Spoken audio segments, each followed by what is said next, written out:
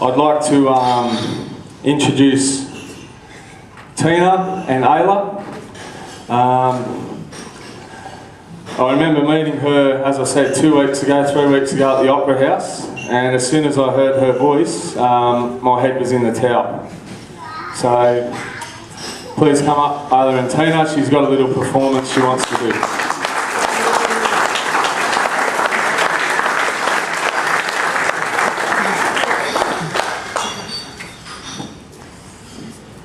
Good afternoon.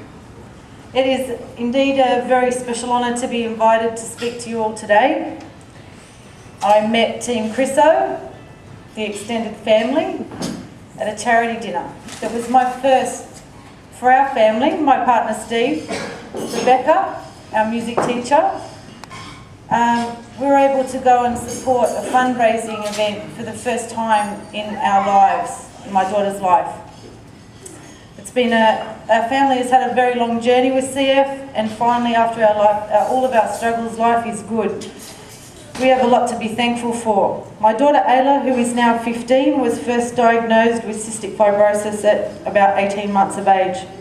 She had developed a very bad cough, and after going back many times to a GP, I was sent to Westmead Children's Hospital, and suddenly I was a person with a child that had a very complicated and incurable disease. As it slowly sunk in, I was still very much in disbelief and really did not comprehend the future that was ahead of me. We're always told that we are lucky to be healthy as children. I rarely went to a doctor. Normal people think nothing will happen to you. It is quite a big thing to adjust to when it really does. By age 7, Ayla's health had started to get worse for real. Slowly but surely, more and more hospital admissions for IV antibiotics, usually about 6 weeks a year, and daily doses of antibiotics delivered via nebulizers, physiotherapy, and a lot of different medications. At age 8, Ayla had a port surgically inserted under her skin permanently to get regular IV medication more easily. Then at age 12, a gastrostomy tube surgically inserted into her stomach to receive extra nutritional supplements overnight. As her weight was steadily declining, she was never able to eat enough to meet the huge calorie requirements she needed just to breathe. The daily grind of physiotherapy and medications were a struggle. It is endless and very time-consuming for the parents and the child, and unseen by the outside world. It is a very difficult disease to manage. Ayla also had a very productive cough, and that cough was relentless. She coughed day and night, all of her life. From you know, a young age, she coughed and coughed and coughed. We don't miss that cough anymore, but she would, as she got older, try to suppress that cough, and she got self-conscious and didn't like to cough in front of her friends at school. It would be, when she got home, an avalanche. As time wore on, she slowly but surely could not keep up with the other children. She was often weak, frail, and just plain exhausted and undernourished. If she caught a virus, she would become quite sick. She had no energy to do things. Ayla never complained much about how she felt. She was so used to being sick. Ayla started to have a lot of coughing fits. The declining being able to do much physical activity was becoming much more obvious, and I was worried more and more about her future. It was frustrating and sad to see a child with so much potential just not being able to keep doing things. Ayla gave up dancing lessons as she just could not keep up. Life was up and down and unpredictable. In October of her first year of high school, Ayla was admitted into hospital for a 2-week course of IV antibiotics. But after 5 days in hospital, she became unwell. And after 3 weeks of IVs, her condition was not improving. She was unable to eat, and she suddenly became unable to breathe very well. And in the space of about a week, became dependent on a face mask ventilator. She could no longer walk. We were all gravely concerned at her sudden and extreme decline. There were no signs of her current situation turning around. A chest scan confirmed the worst. The horror of the next 2 weeks is really hard to describe. The CF team frantically organised everything that was needed to make a lung transplant possible. Ayla was in a bad state, now up in the ICU, and it just got harder and harder for her to breathe. She became very anxious. It was heart-wrenching and terrifying to see what she went through. After 2 long weeks of struggling pitifully through every cough and breath, her blood gases finally went up so high, all the emergency alarms went off and they rushed her to theatre and put her on ECMO life support. It was a shock, and it took a few hours for me to realise that she may never even come out of that operation alive. The next week was so stressful, she was so unstable. I was, however, relieved that she was no longer awake and suffering. She had been put into a drug-induced coma. St Vincent's Hospital Sydney had agreed to take her. There was actually a lot of toing and froing, and the doctors all pull strings and ask favours, and the doctors at the Westmead Children's Hospital made this actually happen for us. The transplant team came to retrieve her. It was intense. It took the whole day, 12 hours, to get her into the ambulance. One of the intensive care specialists later told Ayla, in her recovery, that ride took 15 years off his life. He was so afraid that they would lose her on the way. All the staff from the CF team in Westmead immediately swooped on St Vincent's. They stayed in touch and they supported me throughout the whole ordeal. This actually came as a big surprise to me. I never really expected any of it. I am forever touched by the incredible care and willingness to be involved.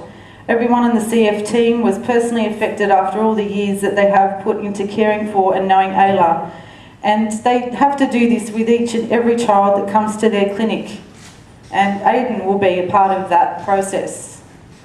The relationships we have with the people at the Children's Hospital are very, very long. Ayla's been going there since she's 1.5. The waiting was a mind game. It was so difficult. Some of those days in the ICU were truly hair-raising. One of the hardest things was the thought of maybe having to tell Ayla's 5-year-old brother Damon that his sister had died. This terrified me. We had become a bit worried about he had become a bit worried about where she had gone. And finally we brought him in to see her. This was quite confronting for most of the adults with all the tubes and machines, but he was glad to see that she was okay. I told him that she had to stay asleep while she waited for her new lungs. My partner Steve needed to keep working. He looked after our son Damon and came to Sydney every weekend. He has always looked after us, and I'm so very glad and proud to have him. 8 long weeks and 57 days. Well, it was 57 days. It's actually a record. It's close to a world record. I think there's one guy that's beat it. Just as I was beginning to face the reality that Ayla may die waiting, the call for lungs finally came. 9 hours into the surgery, the surgeon called me to say that he probably would not be able to save her life. She was bleeding too much. At this point, I would not believe, I didn't believe it. I just didn't believe it. 3 long hours later, we went up to the hospital and waited for real in the waiting room. We'd been milling around all day. 3 long hours later, he came out and he was exhausted, and he is an incredible man. He humbly said, well, we've moved on, we've moved forward, and you know, that was the beginning of a long road, but it did take another 12 days with her still on life support to work out all the problems, 4 more surgeries, and finally success. Suddenly the lungs started functioning. Ayla was transported back to the Children's Hospital. A few weeks later, the recovery was long. Ayla was so disabled and sick, it was incredibly difficult. She had been lying down for so long, nothing worked. No one knew if she would regain the use of her feet again to walk properly. It was hard. She had a lot of serious problems, and at times there was a feeling that she wouldn't survive.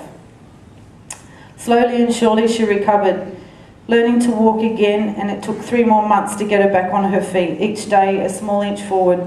She had a breathing tube for about 100 days and later a tracheostomy, and finally walking with the assistance of plastic leg splints. Finally, after 8 months in hospital, I was able to bring her home. 5 months later, a very determined little girl went back to high school. We are now up to 21 months post-transplant. Ayla has suffered and struggled a lot, both emotionally and physically. We've had incredible support from the CF clinic throughout her epic recovery. Over the years, the staff of the clinic have done a huge amount to make their service better, always adapting and improving the way things are done. They're very interested in working with the parents and also the children to try to get more services in place inside the clinic to make the visits more streamlined and stress-free for the children and the parents. I always thought that all the services within the clinic were provided by the hospital. They're not. I was very surprised to learn that many of the staff looking after us, including the on-site pharmacist, the physiotherapist and the team dietitian, were paid for by fundraising. The CF team also have a medical research department led by a girl who, over the years, has become a friend of mine, like many of the others. This department is very motivated, and they're at the forefront of trialling the latest and the most exciting new drugs, some of which have had major improvements to the life expectancy in CF patients. Ayla has been a part of many different studies. One drug in particular is the biggest ever advance in the treatment and a real potential cure for CF. It is so important to encourage and support this work. Ayla now looks incredibly normal. She's able to do everything and more. She is realising the potential that I could see was possible from when she was a small child. She can finally breathe with ease and feel good. It is a true modern day medical miracle. And looking back, I can't believe the journey that our family has been on. We are now living the dream. Thank you.